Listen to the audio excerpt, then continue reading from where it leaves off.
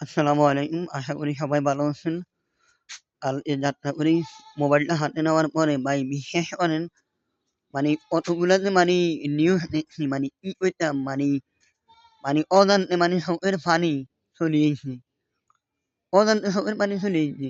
এক এই যে ঢাকার যে আন্তর্জাতিক এয়ারপোর্ট এটা হইছে প্রাণের। বুঝছেন? এটা হইলো বাংলাদেশের সবচেয়ে বড় এয়ারপোর্ট। ইয়ানের মধ্যেও আগুন লাগছে। ইয়ার পরে বাড়াইয়েন চট্টগ্রামে ইপিজেড এর ৬ তলা না ৮ তলা একটা বিল্ডিং এর মধ্যে আগুন লাগছে। এরপরে কিছুদিন আগে আবার মিরপুরে আগুন লাগছে। মানে কি মানি, মোবাইল খুললে Facebook খুললে এই নিউজ গুলা যখন নেই তখন নিজের ভিতরে আর ঠিক থাকে না। ও এরপরে এয়ারপোর্টে যে আগুন লাগছে সেটার ভিতরে আপনার কতগুলা প্রবাসীর লাশ ছিল এগুলা বাইরে থেকে আইছে। ওগুলাও পড়ে গেছে। কইলাম না যে প্রবাসীর প্রবাসীর শান্তি নাই দুনিয়াতে। এবার টিয়া কামাইও ওইখানে মৃত্যুবরণ করে দেশে আইছে। তাও নিজের দেহটা শেষ।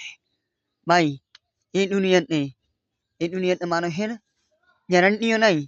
বা আপনি যে কোনানো যাই একটু চলাফেরা করেন বা কোনানো যাইবেন বা গাড়ি দিবা কোনানো নিশ্চয়তা নাই। কি অবস্থা দেখতেছি।